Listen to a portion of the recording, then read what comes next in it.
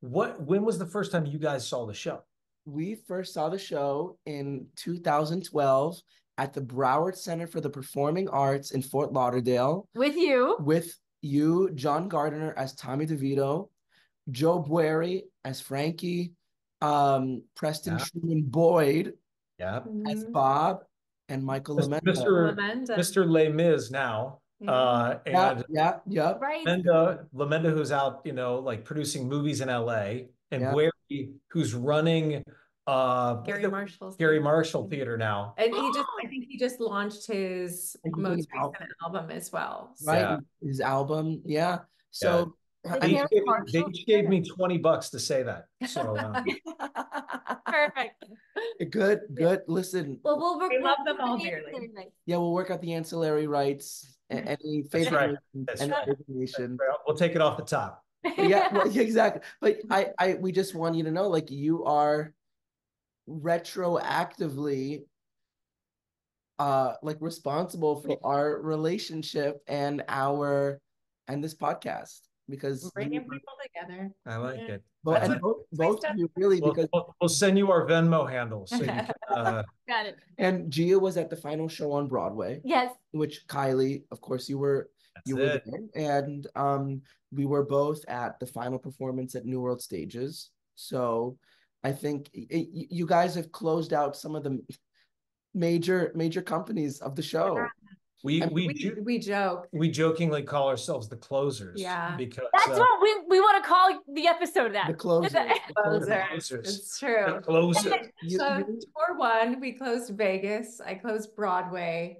Off-Broadway, which was sort of I was at that closing, but I missed that closing, I think, by 2 or 3 days, which, like, COVID. That's right. I don't know. That's right. It was the funniest, and this is I know we talked about generally, like, oh, we might talk about this and that, so I'm throwing everything to the wind. But I think it's funny. I tell folks that you're getting older. It's just playing Tommy. Like, just kind of a given. Jersey Boys is calling, oh, like, you want me to pop back in, play Tommy, this and that. And then finally at the end, when they're like, oh, we want you to come back, I'm like, oh, like, play Tommy again for a minute. And they're like, no, Gyp. And I'm kind of like, wow. And so the one of the OG swings on the show, Nathan Sherrick, I remember he joked around when we were on the first National a million years ago, and he would say, eventually we'll just stay with the show long enough where one of us will play Gyp. And immediately I get a text from him. He's like, you did it. You're living the dream. You into Gyp. I'm like, oh my God. Anyway. Well, because Sherrick, before the pandemic, he was playing Norm, right? Mm-hmm. Yep. At New World. I remember that. That's right. Oh, you guys. The show just keeps bringing you back in. Yeah. Gravity. Just when I thought I was out, they pulled me back in. Well, so I mean, how did that rite of passage? That's so. How did that feel? Like, what was that like for you? I guess as an actor, but also like as a person dealing with the fact that you're now aging into certain roles. Is that something that you were kind of like, oh wow, like now, like, I can't believe I'm playing Gyp, or it's like, oh, I'm excited to play Gyp?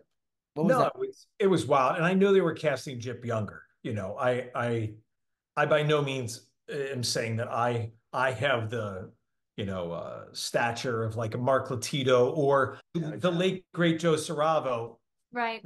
Yes. No longer with us. But so there were times where I would be saying the lines, and it wasn't so much about me being like, oh, I feel so old, as much as like, oh my God, like, just, so much of the time, we've done the show, and I don't know, I've done it over 2,500 times. And it's one of those things where you hear these lines and you start hearing, like, it's like ghosts, right? Where, like, I'm thinking about Joe Saravo and that, and just being like, wow, what a wild piece of, theater that brings these amazing people together like this. Art builds on itself. Right. What's the old, great artists borrow, good artists borrow, great artists steal. Right. And, I used to talk about that with people. Were like, oh, this original idea that was yours, was Tommy. And I'm like, well, I got this idea based on seeing Christian, or seeing, like, I don't know, Matt Bailey or seeing Jeremy Kushner, and you just kind of go, yeah.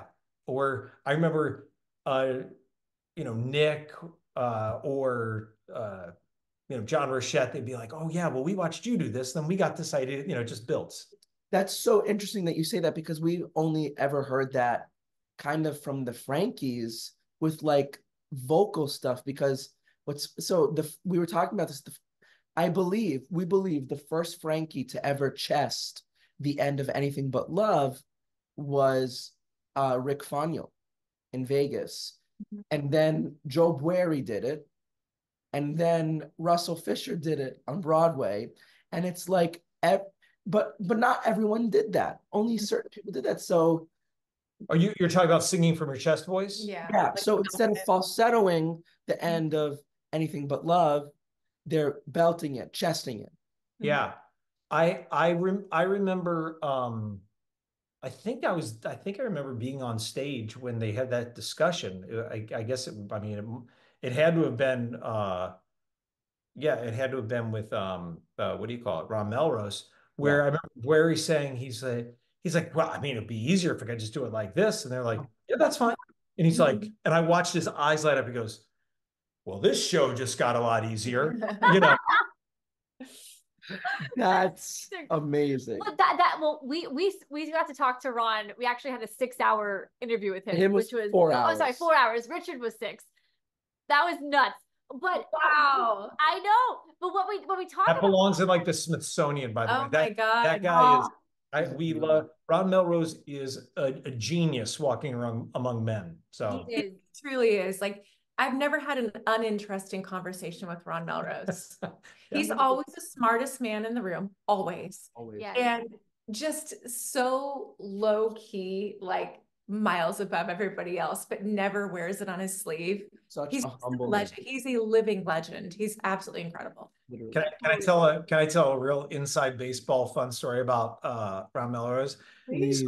So when we were doing First National, like when we're playing all these cities for the first time and Australia's rolling, like Jersey Boys is just in the thick of things. Yeah. And Nathan Sherrick and I started the Jersey Boys newsletter, where what we did was, and I don't know if you guys have ever got your hands on one of these. I hope not, because it was like Mary Sugarman, the casting director. I remember she wrote a few things like, hey, tell your friends not to do this if they're auditioning for Jersey Boys. And what was it? Richard Hester would write stuff like a day in the life of Richard Hester. And it was like a minute by minute thing of the emails he would get from all of us being like, leave me alone. And I remember I hit up Ron where I was like, hey, is there something fun that you want to contribute? And what we would do is we'd make copies and we'd send them out to all the Jersey Boys companies so they would get them once a month. Wow. Things before you have kids, and when you're on the road, I'm like, can you imagine having that kind of free time? Oh my God. What did we do? So Ron decides he would do the crossword puzzle but invent a crossword puzzle. And I can't explain to you the difficulty of these crossword puzzles. And that the second I would say, okay, we're ready for another crossword puzzle, I would have it maximum 30, usually 10 minutes later, where it was as if he would just go, okay. Yeah. And I would have it.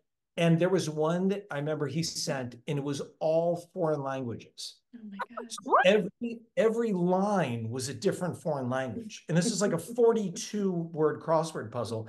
And literally, I finally had to say, you got to dumb this down for us. It's the Sunday. I don't know who you think you're dealing with here, but we got a bunch of dummies out on the road here, like 42. Oh my God. Not dummies, but like comparatively. I should say average humans. That nobody else is wrong. Wow. Yeah. That is the most Ron thing we've ever heard. That's amazing. Yeah. Did y'all ever get to sing the national anthem, his national anthem? Yeah. Oh, so many times. We actually I've never totaled up how many ballparks, but I could give you some favorites, which are we got to sing it together at opening day in San Francisco. That was really cool. Got to meet like McCovey, like they gave Kylie a baseball during batting practice. That was what's his Kung Fu Panda, Sandoval. I don't know who these people are. I was like, oh, can I have a ball? I know. I'm like, oh my gosh. Sang it at Wrigley Field, Fenway Park in Boston, Boston Garden. Yeah, I mean, all over the place. Atlanta, Texas, list goes on. But it was my favorite national anthem was because it felt like a Goodfellas scene where I'm a big sports fan. I had never been to no, I had never been to Fenway Park in Boston, and I'm like, oh, I can't wait to like get in there and like take some pictures. And it was like, we're running late, and they took us through this back door. They're like, there's no time to sound check. We got to get right. And so I'm just like, I just want one little glimpse of and the next thing I know, I'm coming up the stairs onto the field. So my first view of Fenway Park was from the field. I literally walked up, I'm like, green monster. And it was like walking out on the field of dreams. Do you guys ever hear the Australian national anthem that Ron wrote? No. Can we show this to you really quickly? Please do. We had to sing it in Canada for the Calgary Stampede. That was fun. We got white-hatted because it was the 100th anniversary of the Calgary Stampede. Key to the city. And we were kind of like, oh, what's this? And I guess it was a huge deal because, they treat us like royalty. But yes, Australian national anthem. I guess Graham Fenton would have had to sing that. This was Bobby Fox. Okay. Yeah, this was Bobby Fox. Australians, oh, let us rejoice, for we are young and free. We've golden soil and wealth for toil. Our home is girt by sea. Our land abounds in nature's gifts of beauty rich and rare. In history's page let every stage advance Australia fair. In joyful strains then let us sing, advance Australia fair. They sound check at like 5 a.m. and they're like, thanks, Ron. A high cue.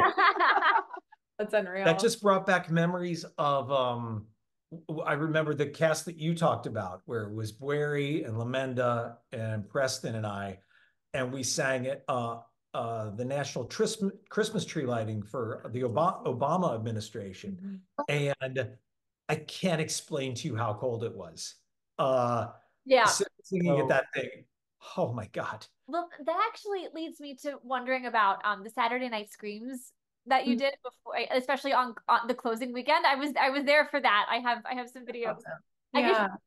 But like, for like special things like that, like so you're out in the cold. It was January 14th, and then you have to go and perform. Plus, you're so emotional because the show's ending. So how do you prep your voice if you're going from like cold to warm, things like that? And Vegas, like we talk about that a lot with Vegas because of course it's so super high. The climate was great over there in Vegas. People, oh my gosh, the Frankies, the poor Frankies in Vegas, they struggled so much. It's like Vegas throat, they call it. Vegas voice or Vegas throat. We haven't heard that one yet.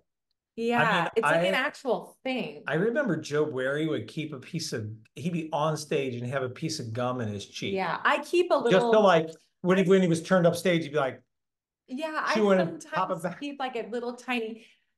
You get so familiar with your shows, not so much with Jersey Boys, but other shows that I've done where I've had to sing more, where I've been on stage for longer stretches. And I just know like vocally, I'm going to kind of tire out or get dry or whatever. And I'll know exactly when to start sucking on a cough drop and how to get it down to just like the perfect size to live in my. Really? Yeah, I'm just surprised I haven't died yet because I could very easily choke. But yeah, I do most of my shows with just a little cough drop. That's so smart. Because we're actors and I was in a show. We do sketch comedy and I was in a show in December and I was so sick. So like David's voice, but mine was even more gone.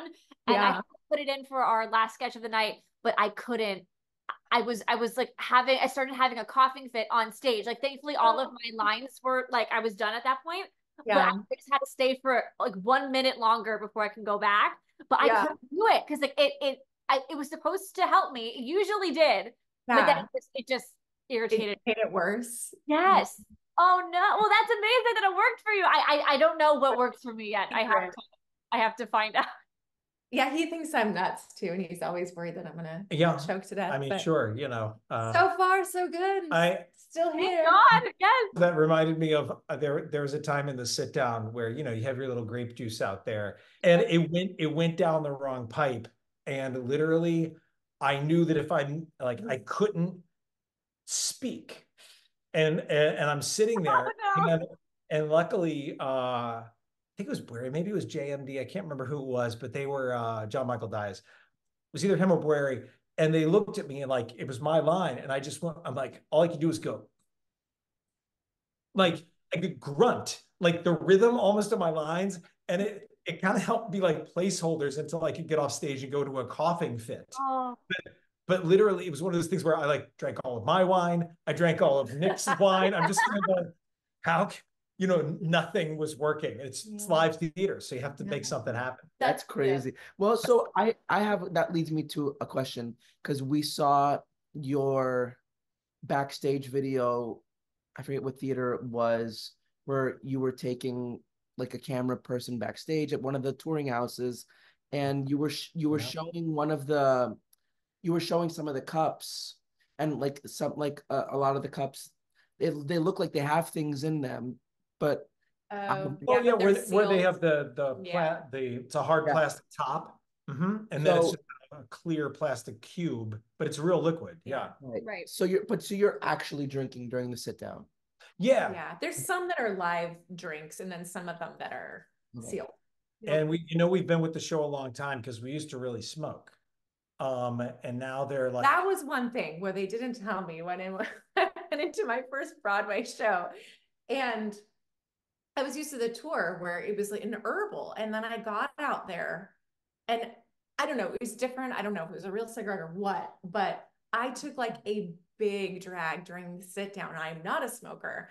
And I was spinning. And all I know is I had to run off in the wings, do a quick change for Angels. I couldn't stand up straight. I was in a new place. I didn't know who my dressers were.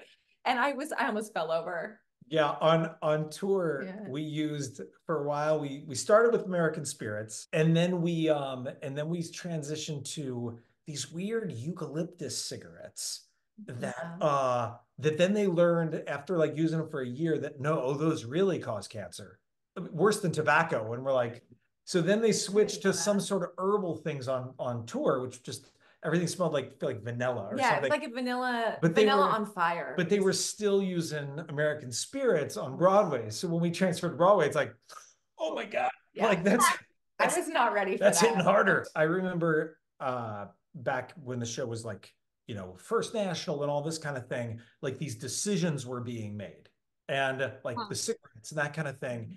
And Des would get something in his head and he'd be like, oh, it should be this. And then a memo will go out worldwide and all the companies would change, like worldwide change. You get this memo.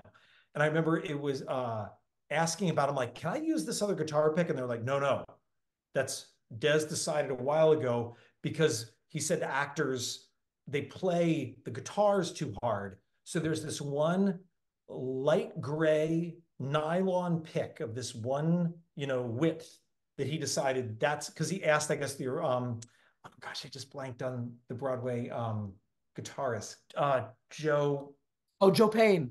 Thank you, Joe Payne. Jeez, sorry, Joe. And he was like, Joe, what should we get? And Joe's like, I don't know, use this. And he goes, from now on, everyone's using this. And then it was like, do. And then suddenly we just all had these cans of these gray picks. I just spoke to a group of students about this exact thing. I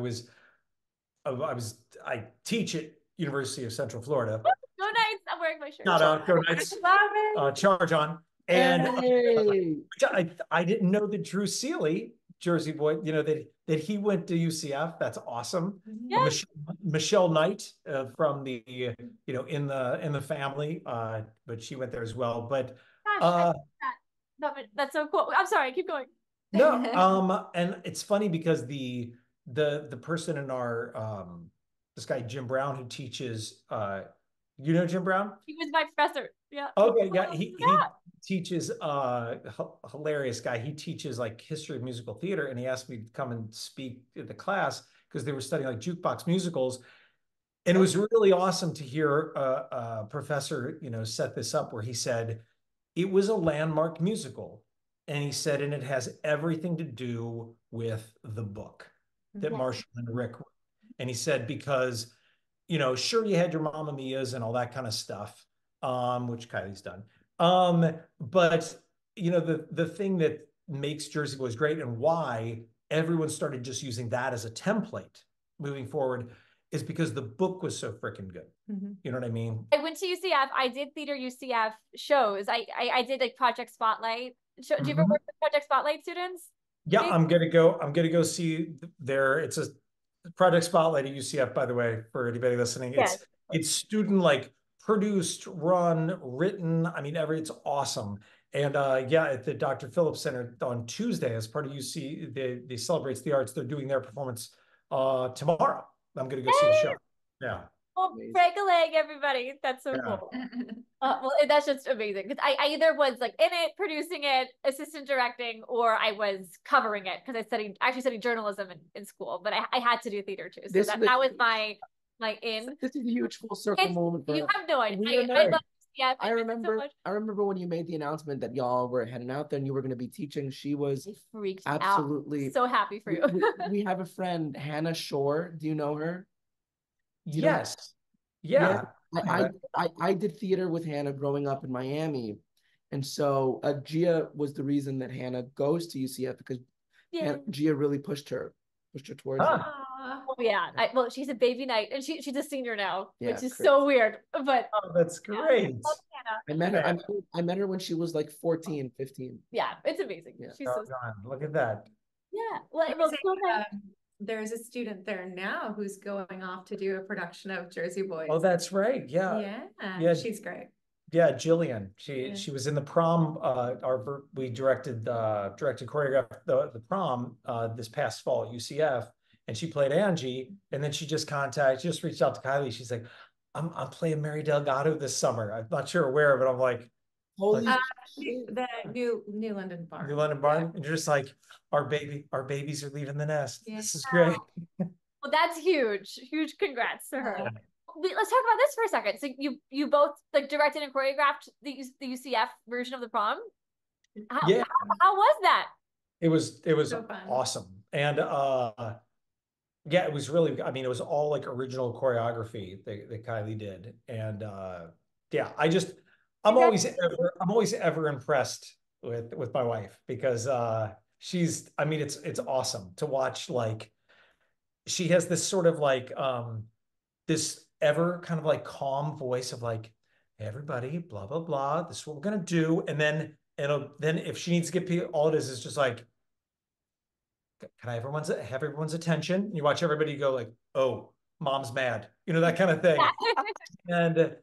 And it was the same way. We just got done directing Summer together for Norwegian Cruise Line. Right. And it was, I just was in awe of watching her run this sea of people where I work so much better if it's like, just a small little ensemble and let's talk about acting and all that. And she's like, everybody, she's so good at moving just huge swaths of people and making them look amazing, Well, Kylie, you're in demand for choreography. I wish you would have been my choreographer growing up. Yeah, me too. I'm not even a great mover. You are. He learned how to tap dance in 5 weeks. Oh, it was crazy. Yeah. I can't do it. Teach me? I still don't know how to tap dance. You don't, me neither. I never learned how to tap dance. Not my thing. You could still probably teach me. My tap teacher gave up on me when I was young. He was like, not everybody needs to know how to tap. When Jersey Boys is finally revived on Broadway, the opening is going to be Ce Soiree Tap. Oh God, no. Oh, Anything God. but that. because they already made it, they like, as the years went on, they made it harder and harder and harder. So soiree law just kept becoming more and Sergio more. does though. So I've done, oh my God, so many projects with him now. And every time, like he sort of takes the original and then just builds and builds and builds. He gets more time with the material. And I think he just, kind of like picks and picks and picks at it. And, I oftentimes look at the original Broadway company and then flash forward a few years to tour 1, tour 2, off, whatever it is. And it's a very different experience. And they're working a lot harder. I have to tell a quick Kylie Sergio story. So we're rehearsing the first national of Bronx Tale. And I know this isn't Jersey Boys, but it's Italian. And so it's the scene before Sonny gets shot, spoiler alert. And we're like doing this thing, and he has Kylie come, like she's the first dancer that sort of breaks from this like grouping to start this dance. And just in rehearsal one day, she had her hair back in a ponytail and she did like this whip with her hair, and like it was did this cool thing. And Sergio goes, wait, he's like, hold everything. And he takes off his jacket and he goes, I'm going to choreograph. And he stands up.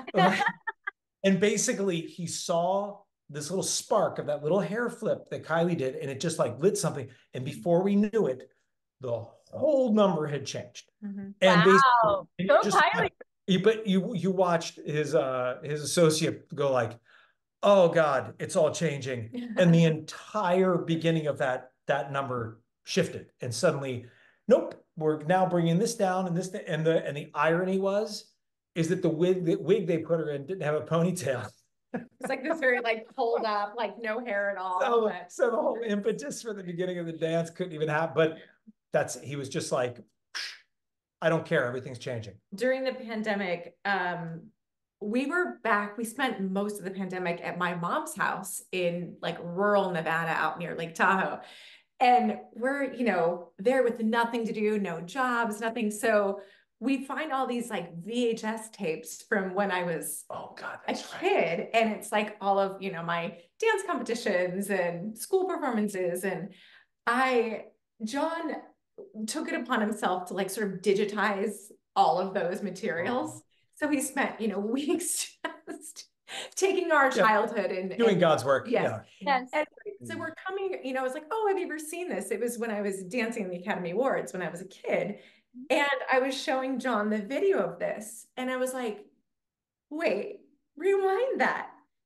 And watching this number that I'm in for, I don't know how many times I'd seen this before, but I was like, that's Sergio. We were in the Academy Awards together, choreographed by Debbie Allen when I was a child. And I never even knew it until the pandemic. And I like sent him a text, but I was like, this is you, right? And he's like, oh yeah. He's like, you were one of the little ballerina girls, right? I was like, yes. Awesome. So whether I even was aware of it or not, he's been a part of my like dance history, my professional world since the very beginning. Were there any like major injuries? Let me think. I'm trying to think of all the like crazy different like tech things that have gone wrong. I remember in Toronto one time, the top of Act 2, where the chain link fences fly out and it like reveals, then you'd go into Big Man in Town, all that. They flew out, and this is back when it was like Andrew Rannells was playing Bob, and they flew out, and all of a sudden, they start playing the opening. All of a sudden, they come back in. Something went wrong with the automation, and they came back in at a really fast speed and went like boom, and then started going forward. And you watch Rannells, the rest of everybody's kind of trying to stay in it, and you watch Rannells go, whoa, and he just goes sprinting off stage, and then you get, oh, hold please, blah blah, But it was to watch him, being like, I'm tough, and then all of a sudden just like we were Orwin Buck. Did you hear the thing about Buck Hujaber when he got knocked out on stage? No, this we haven't heard. So he was taking the piano off. Yeah, it's the scene, you know, and we had just gotten notes about like, you know, yeah, like transitions. Everything in Jersey Boys is always like, you know, fast transition, sharp, you know, Sergio, chair, down, all this kind of thing. That's why it always looks so crisp and start, you know, this angle, this angle. And so Bucky got in the note of like, you got to push the piano off faster. And it would have been after, would have been Cry for Me, maybe? Anyway. No, it's like where, because it was him and Karen Cole, like the piece two comes out. But it was right in Act 1. What were you gonna say, Jay? The church scene? No, it was the baby grand. What was it? Silhouettes Club or it was before the pizza scene. Yes, that's the one. Yes. So he I knew we could count on you. So he comes and he pushes it, and I guess he hit this like hard leg with the piano, and it was right at his like solar plexus here, and the piano just got him in the gut, and then he like hit his head. He hit his head on the. No, he hit it on the piano, so it was like bang bang. It was like it knocked him out, and then he hit his head, and then it was that, and then hit the ground. So basically, it was like 1, 2, 3, and I'm in the other wing waiting to go on, and I just see these feet, like it's Wizard of Oz sticking out on stage, and I thought I was seeing things. I'm like, are those like shoes that somebody? And all of a sudden, I'm like, hey, is that? And they went, oh no! They stopped the show. He was knocked out. Were we in San Francisco? I forget where we were, but it was something where access to outside, they couldn't get to stage left where he was. So stop the show, paramedics come. And no, through on stage. Yeah. It was crazy. All of a sudden, everything stops. Like, we've had an injury, blah, blah, blah. We have him stage left, and, you know, we have him kind of talking, but it's serious. Because he was like blacked out for a while before. And so it was really scary. Yeah. And all of a sudden, paramedics show up with a stretcher, and house lights are up. Well, with Jersey Boys, there's no main drape. So it's always exposed. You can't bring a main drape in. And so there's like murmuring, and no one's saying anything. And Buck was playing, he played Norm Waxman. And so all of a sudden, the next thing, you know, there's basically, we're holding the show. Well, all of a sudden, the paramedics have to now walk across the stage, and there's a stretcher coming across. And now the audience is going, oh my God, and the phones are out and all this kind of thing. We're literally getting messages like backstage, bing, bing, bing. I'm like, we heard somebody died in Jersey Boys. I'm like, nobody died, you know, and they have to load Buck onto the stretcher and then wheel him across the stage in front of everybody in his Jersey Boys costume.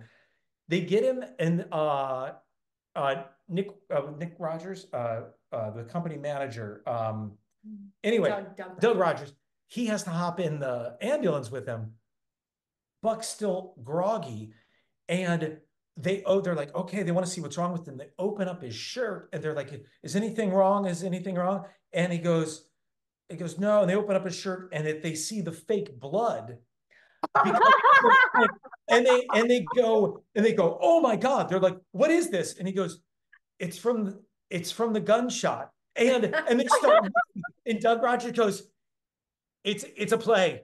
He's not shot. It's fake blood. It's stage blood. And like flipping him around. This is like gunshot, blood. Yeah. And then the button to the story is then, you know, because the crew guys love never letting people live stuff down. They made a gold plaque. No. They put it on the thing, and it said, the buck stops here. And it lived until we closed First National.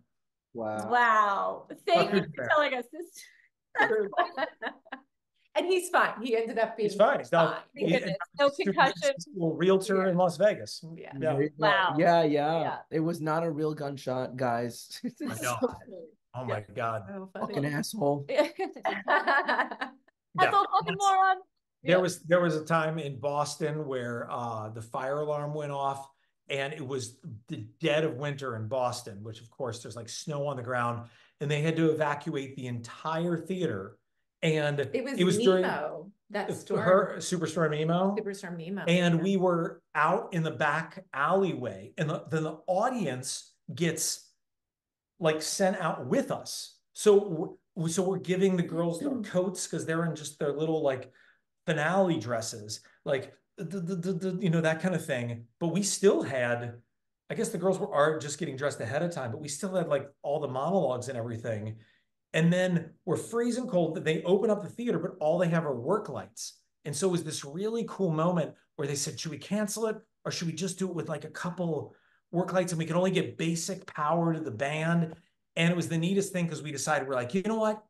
Let's give them the end of the show. Yeah, you got to do it. That's really and it was so, because you felt the audience be like, oh my God, it's like love that. They loved it. The audience loves when something goes wrong. Yeah, it was like we were performing in somebody's garage, and I've never like it's felt so intimate. It was awesome. Yeah. I something similar happened to me. I was music directing a production of The Fantastics in Miami, and it wasn't even raining outside. I don't even remember what happened, but all the power in the theater was gone. And maybe like a half hour later, like we were able to get like basic power to like some lights, but the house lights, you know, like the house lights were on, and it was in an old cafeteria, so it was like hospital lights that were like the lights of the room. And we did like at one point the power came back on, but we did like 90% of that performance in full exposure, but it was probably one of their best performances. Yeah. Yeah. Because you're so, like something like that happens and you just laser focus. I have a fun Kylie John story of like you know, passing it forward thing where and I didn't realize this until Nick Dramard told me this story. I didn't even know this was going on, but where Kylie and I were dating on the road and we were in San Francisco, and this was like sort of end of the tour. And so I had a place that I had rented with, you know, some of the Jersey boys, and Kylie had a place that she was renting. Well, of course, you know, I was, you know, hanging out over her place so much. So these guys reached out and they're like, hey, we have a friend that's coming into town. Is it okay if, you know, he crashes for a couple of days in your room? Like, you never hear anymore, that kind of thing. And I'm like, yeah, sure, go nuts. I don't care. Yeah. Well, I didn't realize it, but it was the friend they were talking about was Nick Dramard, who I never met. And while he was visiting his friend, he got the call to audition for Jersey Boys. Yeah. And so he told me years later, he's like, oh yeah. He goes, by the way, he's like, I owe you like a drink or something. He goes, because basically I got this call. He goes, so I just started reporting to the theater every night being like, what's this guy doing? And he's like, so I basically just watched you do Tommy. And then like for my audition, like, I'm just gonna, and he's like, thanks for helping me book the job. You're about to be like mind blown by this. Talk about paying it forward. He and Desi needed dog sitters who would like live in their house in New Jersey. Yeah. So like they posted on Facebook, and you know, we had interviewed Nick and we were like friendly with him, but we were like, oh, we'll do it. Like no one really, people were like, oh, I would totally do it if I was there, like this and that. Like, so we're like, we're here, we'll do it. Do it. And so we then stayed at their place, and we got like 3 weeks. For like 3, but and like over 2 months, over the period of like a year, we did like 2 months, and we got together at their house. No way. Yeah. Jersey Boys, man. It was the wildest thing. Bringing the world together, I tell you. Yeah, I remember we did a thing where you know when Tommy writes he writes the check that then or where he gets the check. Yeah, Forelli Construction. Yeah, where and he takes it, puts it in his jacket. Well, the guy who played Tommy before me, Matt Bailey, he started this tradition of he's a hilarious like pack rat about little things in the funnest way, and he would keep these checks. And the guy who was playing that track, writing the check, Kevin Worley, he'd write him out and he'd write something funny on it, like most times. And so when I took over Tommy, Matt's like, hey, listen, I've been keeping these frickin' things. And he presents me with these stacks of rubber banded things. He goes, don't tell him whenever he leaves the show, give him. And so when Kevin eventually I just continued the tradition. And so when Kevin left the show, I had this little clear box made up and just stacks of every check he ever wrote. And it looked like the most hoarder thing you've ever seen. But I have to believe he's kept those because it was just too ridiculous. But yeah, you talk about like hand-me-down Jersey Boys crap. I'm like, oh my God. That's amazing. But that's It's part of the details that you were talking about earlier. It is. And it's not, it doesn't only make the show brilliant for the audience, but that's what gives you your core memories as an actor. And that's what really tightens the tangible thing. Right. Family is everything, right? When the show closed, tour 1 closed in San Francisco, Michael Amenda, he gave the 4 guys like a claim check. He had it, an actual $100 bill that he ripped up and framed, and Matt and John still he's got it in his office. I have it in my office at UCF. It's just beautifully with half $100 bill. Yeah. And Michael like signed the back of the frame. And yeah, he gave that to the other 3 seasons. And so we all have name framed, like that's our claim check. If we ever break glass, if you ever need anything, That's beautiful. Have any of your students asked about it, or do they know where it's from? A couple have. They're like, "What's that?" I'm like, "Well, let me tell you." Yeah, it's.